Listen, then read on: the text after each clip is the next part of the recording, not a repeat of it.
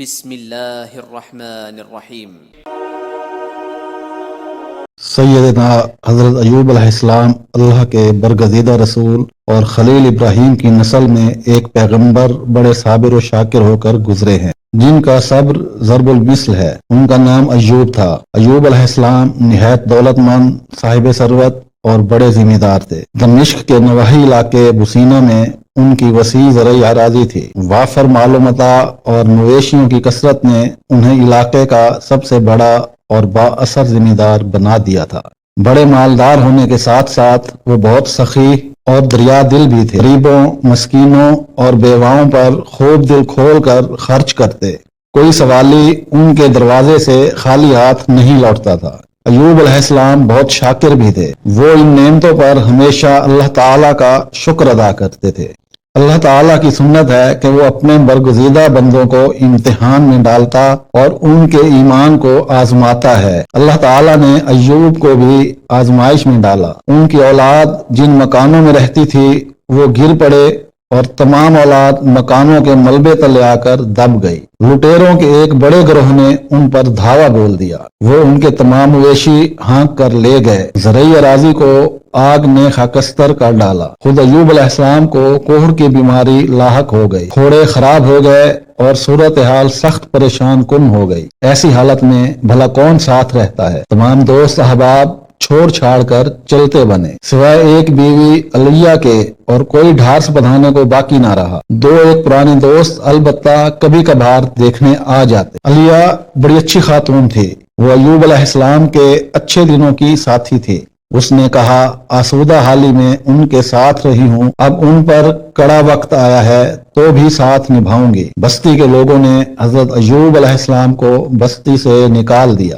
علیہ انہیں بستی کے باہر ایک خیمے میں لے آئی۔ وہ ان کے نیچے راکھ بچھاتی اور انہیں ہر طرح سے آرام پہنچانے کی کوشش کرتی۔ رہائش کا مسئلہ تو کسی نہ کسی طرح حل ہو گیا، لیکن کھانے پینے کا بندوبست کیسے ہوتا؟ سیدنا ایوب تو کام کاج کے قابل نہیں رہے تھے۔ بستی کے لوگ قریب نہیں پھٹکتے تھے، مدد کیا کرتے؟ علیہ نے ہی کمر ہمت باندھی اور لوگوں کے گھر میں کام کاج کرنے لگی۔ وہ لوگوں کے لیے روٹیاں پکاتی، ان کے برتن مانجتی، دن ڈھلے جو روکھی سوکھی ملتی وہ لا کر سیدنا ایوب کو پیش کر دیتی۔ غرض آزمائش کے 18 برس اس نے سیدنا ایوب علیہ السلام کی بڑی خدمت کی اور کبھی حرف شکایت زبان پر نہ لائی۔ خود سیدنا ایوب علیہ السلام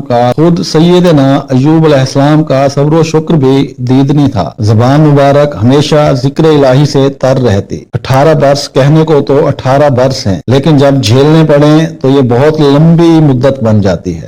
آدمی بیمار ہو، بستر پر پڑا ہو تو چند گھڑیاں بھی کاٹے نہیں کٹتی۔ ایک مرتبہ علیہ کہہ بیٹھی، میرے سرتاج رب تعالیٰ سے دعا کیوں نہیں کرتے کہ وہ تکلیفیں دور کر دے؟ آپ علیہ السلام قدرے ناراض ہوئے اور بولے، آسودہ حالی میں 70 برس گزارے، اب 70 برس اسی حالت میں گزاروں تو حساب برابر ہو جائے گا۔ علیہ یہ جواب پا کر بے حد پریشان ہوئی، تاہم چپکی ہو رہی۔ ایک روز وہی دونوں دوست جو کبھی کبھار بھولے سے آیا کرتے تھے ملنے کو آئے۔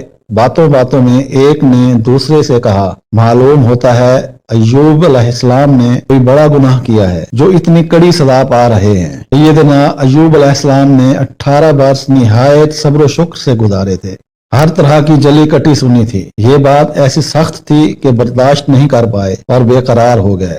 رب تعالیٰ کو پکارا۔ قرآن مجید نے ان کی دعا کا اس طرح ذکر کیا، وَأَيُّوبَ إِذْ نَادَىٰ رَبَّهُ أَنِّي مَسَّنِيَ الضُّرُّ وَأَنْتَ أَرْحَمُ الرَّاحِمِينَ۔ اور ایوب علیہ السلام کی اس حالت کو یاد کرو جب کہ انہوں نے اپنے پروردگار کو پکارا کہ مجھے یہ بیماری لگ گئی ہے اور آپ سب رحم کرنے والوں سے بڑھ کر رحم کرنے والے ہیں۔ اللہ تعالیٰ نے ان کی دعا قبول فرمائی۔ فَاسْتَجَبْنَا لَهُ فَكَشَفْنَا مَا بِهِ مِنْ ضُرٍّ وَأَتَيْنَاهُ أَهْلَهُ وَمِثْلَهُمْ مَعَهُمْ رَحْمَةٌ مِّنْ عِنْدِنَا وَذِكْرَىٰ لِلْعَابِدِينَ۔ ہم نے ان کی سن لی اور جو دکھ انہیں تھا اسے دور کر دیا اور انہیں اہل و عیال عطا فرمائے، اور ان کے ساتھ ویسے ہی اور بھی اپنی خاص مہربانی کے ساتھ تاکہ سچے بندوں کے لیے باعث نصیحت ہو۔ ہوا یوں کہ ایوب علیہ السلام جب حاجت کو جایا کرتے تو اہلیہ کام کاج سے واپس آ کر انہیں ساتھ لے کر ان کے ٹھکانے، اب کہ ایوب علیہ السلام حاجت کے لیے گئے تو اہلیہ کو آنے میں ذرا دیر ہو گئی۔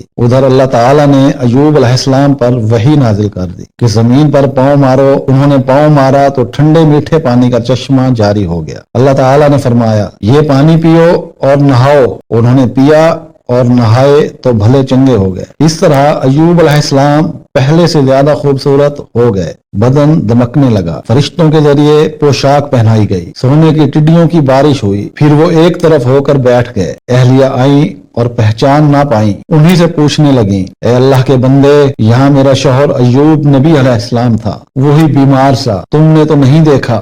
سیدنا ایوب علیہ السلام نے مسکرا کر کہا اللہ کی بندی، میں ہی ایوب علیہ السلام ہوں۔ وہ حیران ہو کر بولی مجھ دکھی عورت سے مذاق نہ کرو۔ بولے بھلا میں کیوں مذاق کرنے لگا؟ ارے بھلی مانس، میں ایوب ہی ہوں، آزمائش ختم ہوئی، اللہ نے مجھے بھلا چنگا کر دیا ہے۔ تب اہلیہ علیہ نے بے ساختہ اللہ کا شکر ادا کیا۔ ادھر دو بادلوں نے سیدنا ایوب علیہ السلام کے دونوں کھلیانوں پر سونا اور چاندی برسایا، مال متاع، اولاد، اراضی، مال مویشی، نوکر چاکر، سب کچھ واپس مل گیا، وہ بھی دگنا ہو کر۔ اس کے بعد سیدنا ایوب علیہ السلام مزید 70 برس زندہ رہے اور دین ابراہیمی کی تبلیغ کرتے رہے۔ صبر ایوب علیہ السلام رہتی دنیا تک ضرب المثل بن گیا۔ تفسیر ابن کثیر، تفسیر القرطبی، تفسیر سورۃ الانبیاء۔